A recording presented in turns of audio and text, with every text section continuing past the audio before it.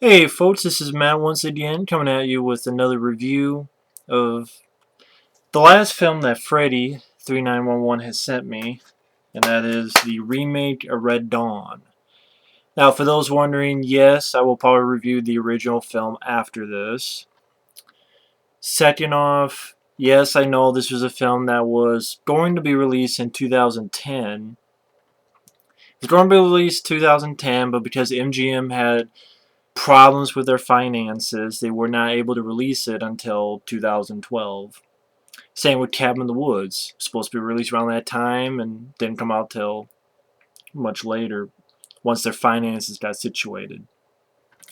I also know that at one time the villains were supposed to be the Chinese, but pretty much box office. They want their box office in China because let's face it, a lot of movies today, unfortunately, uh, they're hits because they become hits worldwide. They can't just do it from the U.S. alone.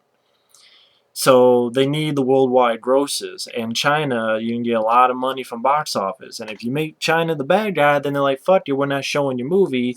So like, oh shit, so let's change it to North Korea instead.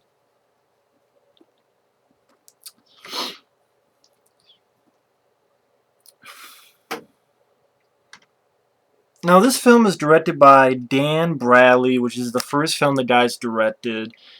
So it's directed by Jason Voorhees, basically. What I mean by that is Dan Bradley, this is a guy who's done stunt coordinator and stunts on a lot of blockbuster films. Well, he was the guy in Friday the 13th Part 6 who worked for like a day or two. I believe his scene is still in with the paintball scene in Friday the 13th Part 6 Jason Lives, but then they got a different guy. So it's kind of weird. It's like Jason Voorhees went on to direct this movie. Even though he was Jason Voorhees for like a day or two, but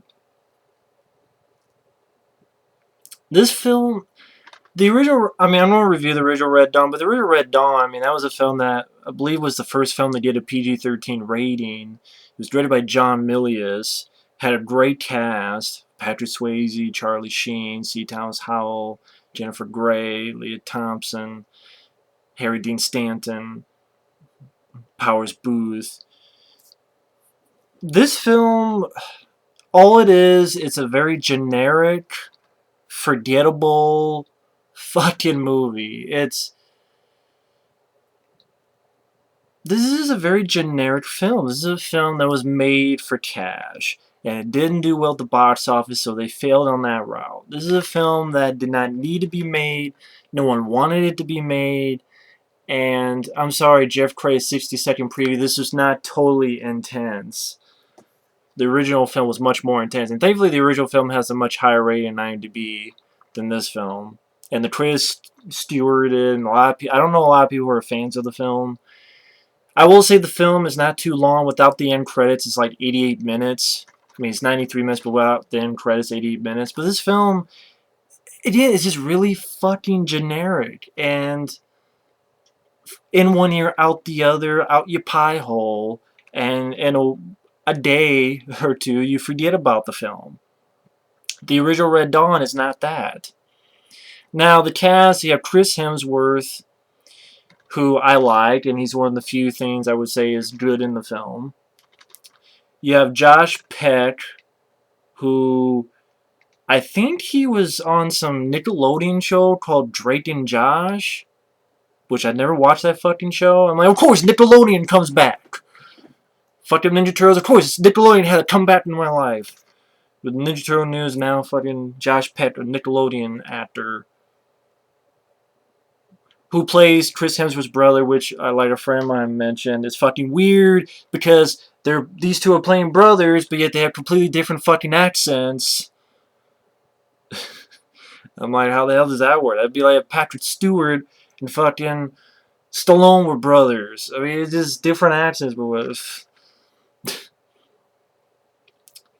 And it follows pretty much the same as the original film, where there's a small town.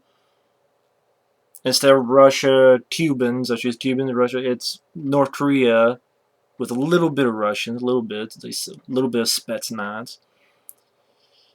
They have invaded paratroopers at the beginning. Only in the original film, it was kind of a creepy sequence when, and I'll get to that when I talk about that film, when the paratroopers came down, because it's just kids during high school, and they're at school, then these paratroopers, like a couple, pop out of nowhere, and they're like, what's going on? I say it's a small town. It's Spokane, Washington. So I don't know if that's a small town or a city, whatever the fuck. If it's a city, what do you fucking do? Spokane, Washington. I think one of my friends lives in Washington, so they can tell me how Spokane is if they know. But this probably wasn't even shot there, but whatever. In the original, when the paratroopers, it was kind of creepy because the way the subtlety, the way it just, the teacher all of a sudden gets killed. And let me tell you something, PG-13 in the 80s is completely different from PG-13 today. Because this is PG-13, but PG-13 in the 80s, completely different matter. Completely different matter. It really is a world of difference. And the original film, even as PG-13, is still much more violent than this film. So, in this one, is literally 1,000 fucking paratroopers in CGI glory coming down, and there's a fucking plane straight out of CGI from Pearl Harbor they stole, crash into a fucking building next to these two brothers whose father is a cop. And getting to the other actors, I mean, Josh Peck is not that good in this film. He has this fucking dopey look, like this. That's like his look throughout the movie, like, fucking might as well call him Dopey Taylor. Fucking tell Aunt B my fucking pies are ready. Get my fucking pies ready, Aunt B. Fucking Dopey Taylor, tell her.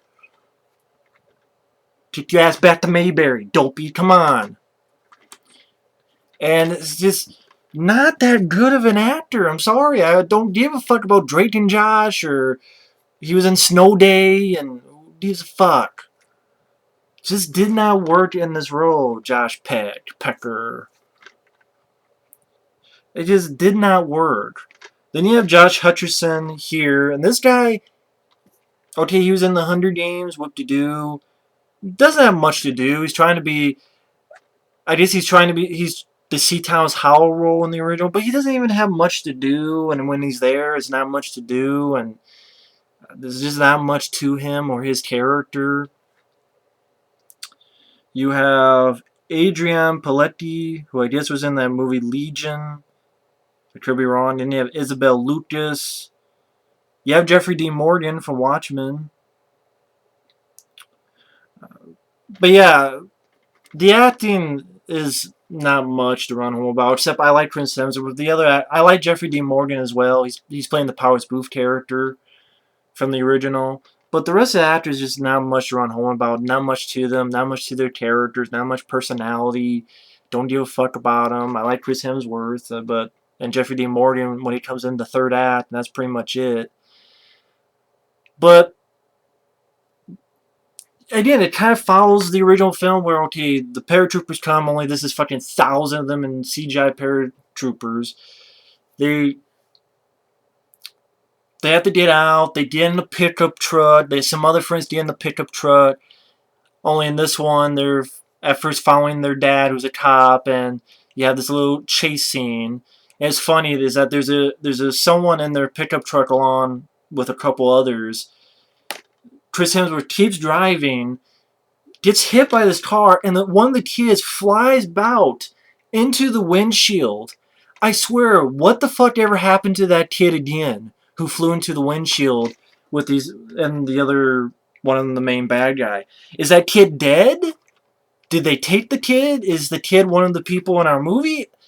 Through the rest of the movie? I don't know. It's like, no, that kid, I'm like, what the fuck happened to the kid who flew into the windshield? He like disappears now. I'm like, not even a, oh shit, or, oh, is he okay? Or, get that guy, like nothing. Just, oh shit, because Chris Hemsworth was driving like a maniac, and this poor kid fucking flew through this other person's windshield, and I'm like, Is he dead? Is he alive? I don't fucking know, and I guess no one else cares but me. I'm the only fucker who cares. Uh, but then they go to the cabin. Uh, this asshole, Pete, says fuck it, leads the troops there. They gotta go. And again, kind of like the original film, where instead of Harry Dean Stanton going to avenge me, here it's the mayor and the dad. And the dad says, go to war and stop this piece of shit or die trying. The guy gets shot off camera.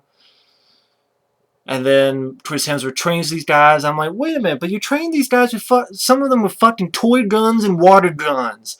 What kind of training you don't get with water guns? I'm sorry. You're not going to... Training with water guns is useless. That'd be like me training with a gun on my TV playing a first-person shooter. That doesn't mean I can actually shoot a fucking real live ammo. Kickbacks and shit. But no, it's training with, oh, we only have toy guns, or we only have this water gun, you take the water gun. I'm like, that's stupid. That's not going to do a goddamn thing. Training with water guns ain't going to do shit. It's water guns. They're not the same as real guns. What the hell, with the kickbacks and the, maybe, this...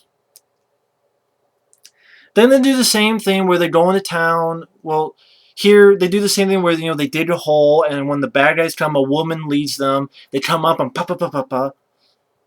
shoot them. They do the same thing where they have the two brothers and Josh Hutcherson being the Seatown's Hollow character. They hunt the deer. Only this time, instead of drinking the blood, here it's Josh Hutcherson drinks the blood. It's like, how does it taste? And then fucking Chris Hemsworth and his brother go, whoa, we never drank that shit. So instead of drinking the blood in the original, here it's making fun of it. Great. So they go back in, they have this fucking bomb on a skateboard. That's a fucking stupid idea. Bomb on a skateboard. Okay, you have a couple of nice explosions, and they spray paint Wolverines. And I'm watching this film, and I'm like, this is utterly pointless, because a lot of this is just, there was a film that did this much better, and it was called Red Dawn from the 80s. It was just done much better, and that film actually invoked some real live emotion. I mean, hell, there's a scene later on where a guy who he didn't know, but he's being trapped, and ultimately he stays behind. But it just, seeing that stuff, it makes me remember one of the most, I thought, moments that really made me feel something in the original, which I'll definitely talk about when I get to that. See, I burped. That's what I'm thinking about with this fucking movie.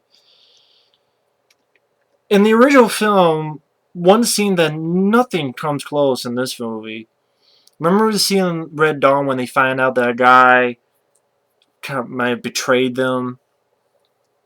And they're not sure what to do. And Patrick Swayze, should I kill him? Should I not kill him? Should I kill him? Should I not kill him? That's when they're in the white clothes and it's in the snow. And someone going, no, you can't kill him. And then you see Seatown's Hollow. He just comes up and pops him. No emotion.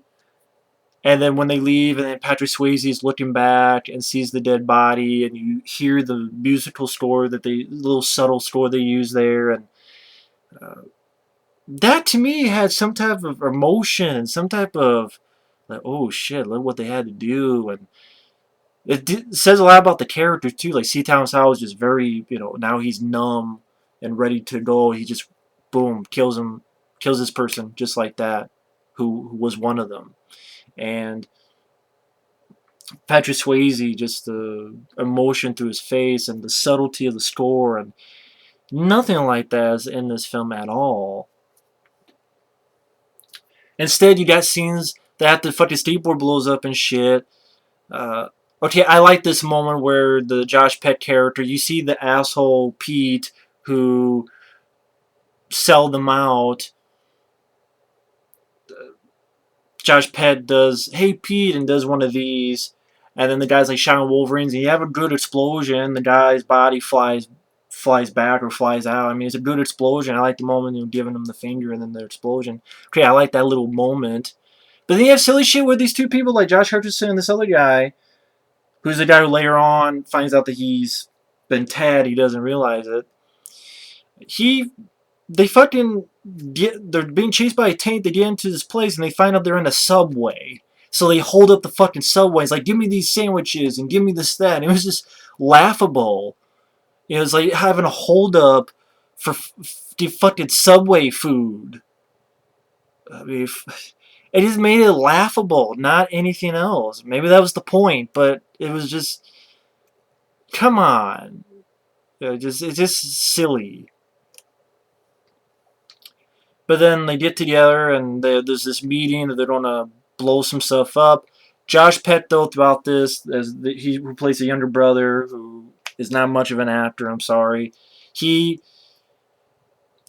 worried about his girlfriend, sees his girlfriend on the school bus, and decides, hey, blow it up early, and fucks up the plan because he wants to go get to her. So he does save her, gets the school bus, gets out of there, but another guy trying to help him is killed. So later on, you have this little scene where, again, Josh Peck was in the school bus and they're being chased, and Chris Hemsworth and them are being chased, and they get out of there. Josh Peck comes back, and then Chris Hemsworth tells him, when you're doing that, you deviated from the plan, someone got killed, this person got killed. And Josh Peck's emotion that he's trying to show is shit. It's like,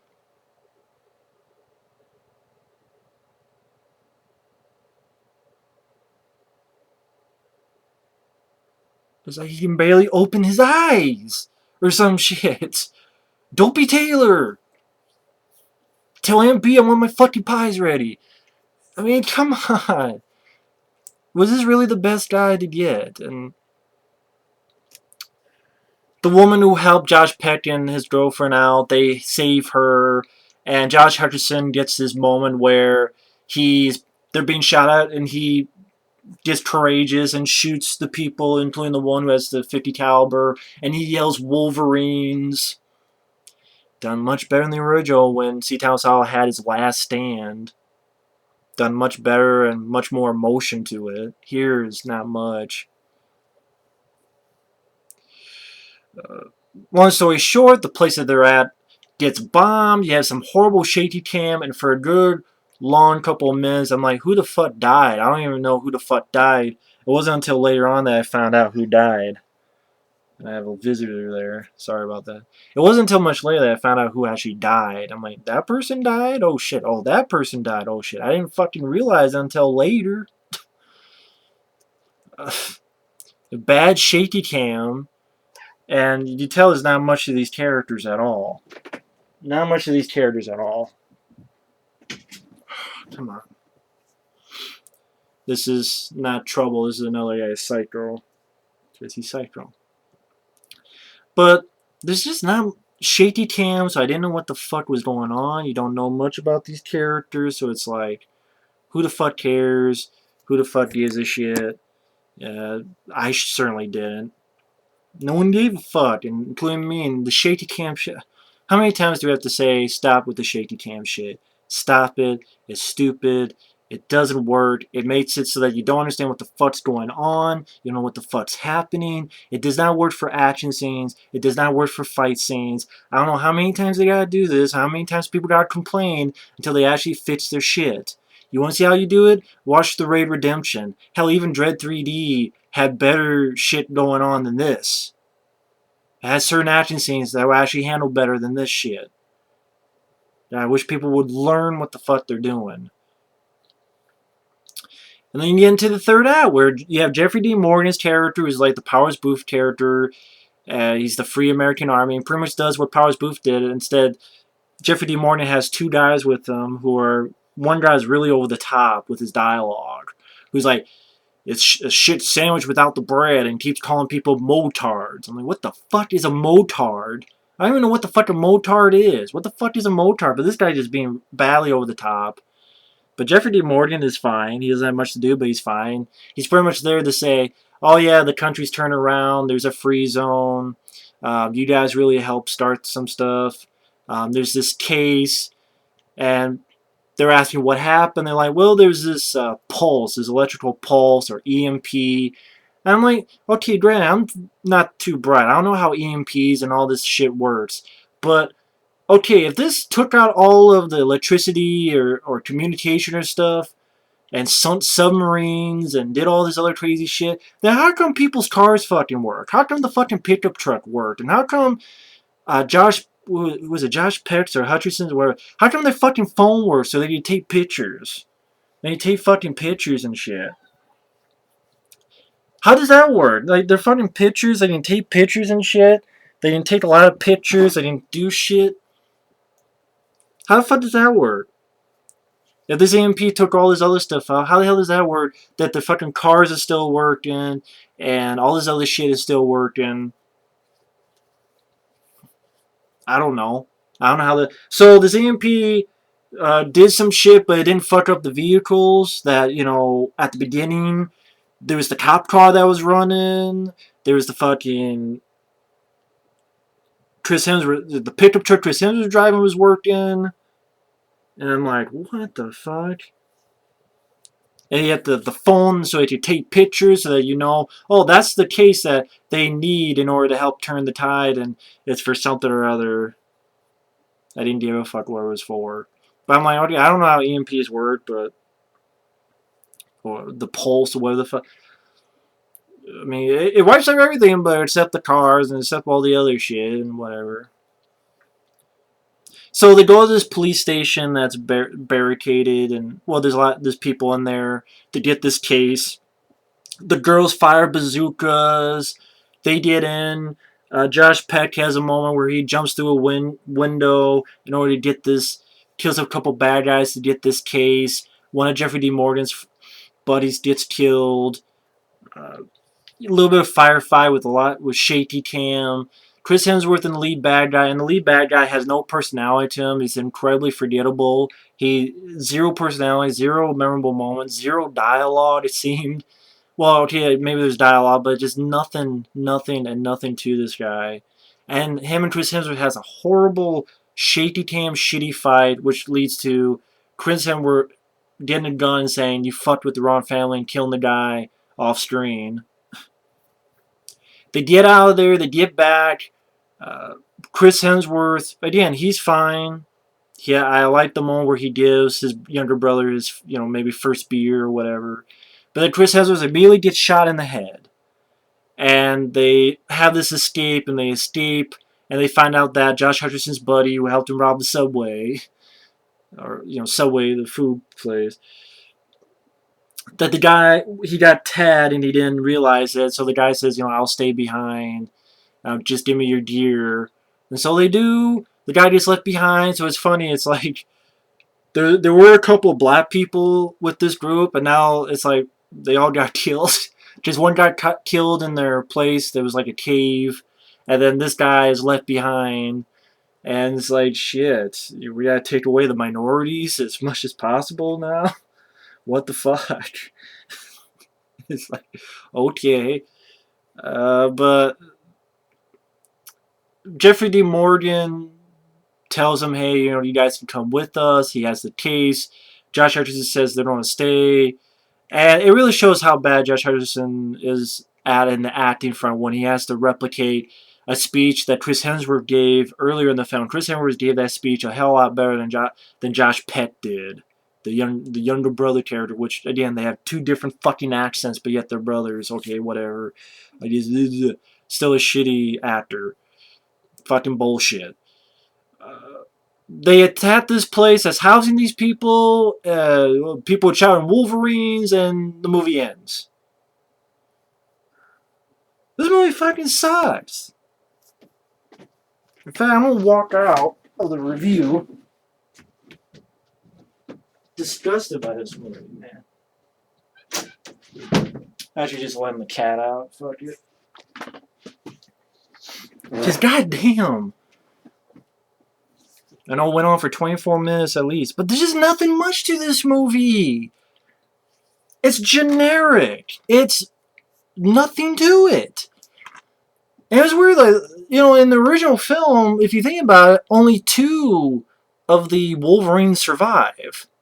Leah Thompson, this other guy. Just Patrick Swayze and Charlie Sheen are shot, You get the idea they're going to bleed to death in the playground they grew up in. Chris, I always thought that maybe Patrick Swayze lived because they go how they never found them. So I thought I didn't even. You don't know if they're dead or alive, but like Patrick Swayze, I just figure he could live.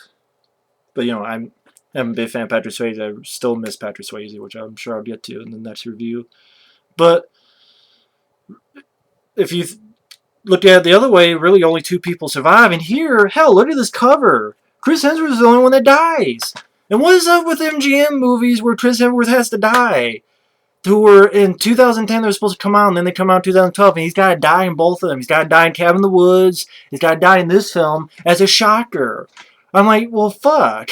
What is up with this? He's supposed to. You think maybe he could be a lead or something, then he dies in a fucking shitty way.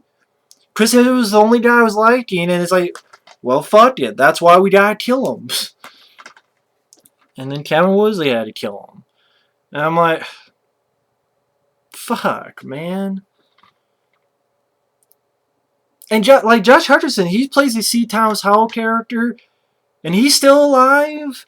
And really, nothing much is done. Like C. Thomas Howell, they went for it that he became numb and he kills a guy without blinking, and he's like, okay, I'm gonna have my last stand, and Wolverines. And you felt bad when people died, and people gave themselves up and sacrificed. Hell, Powers Booth's character died.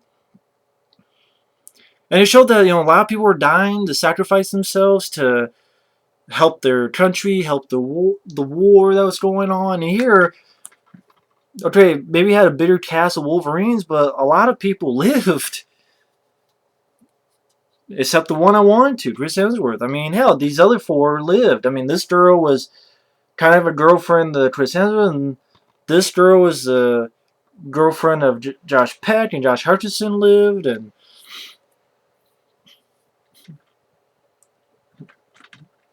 think about it, that might have been actually the only four people who lived. Now I think about it. Well, Jeffrey Dean Morgan lived, and I think his other buddy lived. Well, a lot more lived than in the original film. But this film is it's generic. It's run-of-the-mill, in one ear, out the other. The whole thing, it's unrealistic. I mean, if I went that route, then I'd have to complain about Red Dawn not being realistic. But Red Dawn just felt, I hate to say more plausible, but it just felt, I don't know how else to put it. It just felt, it was directed better. It was written better. It was acted better. It was handled better. It had more emotion to it. It had more, oh shit, that person died and that person sacrificed themselves. And Jennifer Grey has these grenades, so when they pull her over, boom, they blow up. And C. Thomas Howell has his last stand, and that scene I was talking about in the snow. And when Powers Booth's character gets killed, it's a very sad scene. And here, when someone gets killed, you're like, okay, whatever. Except Chris Hemsworth, I'm like, oh fuck, he died. That sucks. And the action scenes, it's nothing much to them. Granted, this goes at a decent pace. It's not too long of a movie. Chris Hemsworth I like. Has a couple nice explosions, but there's 1,000 movies with good explosions. There's just not much to this film. There isn't. It's just...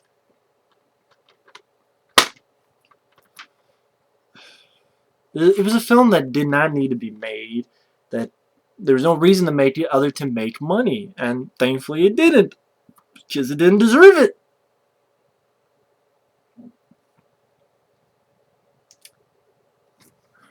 I don't know what else to say about this. I'm sure I'm missing some stuff. But that's why I'm already forgetting it as I'm talking about it. And no, there are no features on the DVD. This is how it looks like. There's no special features, as if I give a shit. But the director, your first time, I'm sorry, it sucked. Stick with the stunt choreography. I mean, obviously the guy couldn't even do a good Jason. He's only one day and he was fired. And they found C.J. Graham, a better Jason. So he couldn't even do Jason Voorhees right. Because only lasted 1 or 2 days. So you really expect him to do a fucking good movie on a remake of a solid, great 80s film, which was a movie for its time and did not need to be fucking remade? I mean, how many times do you have to go through the same shit? Total Recall remake. Fright Night remake. The Thing pre-cum. This new Ninja Turtles reboot. Remake. Whatever the fuck you want to call it. RoboCop. How many times do we have to go through the same shit? Only it's a different fucking day. I'm tired of the shit. Just stop it. Stop the shit. Josh Peck sucked with a Dopey Taylor look. Anyway, this movie sucks. I didn't expect it to be good, but it sucks. It's mediocre. It's generic. It's forgettable. It's flat. It's doesn't even touch the original at all. It was made for money and it failed, and it's not worth any of your fucking time or energy. Fuck this movie up its ass. Later.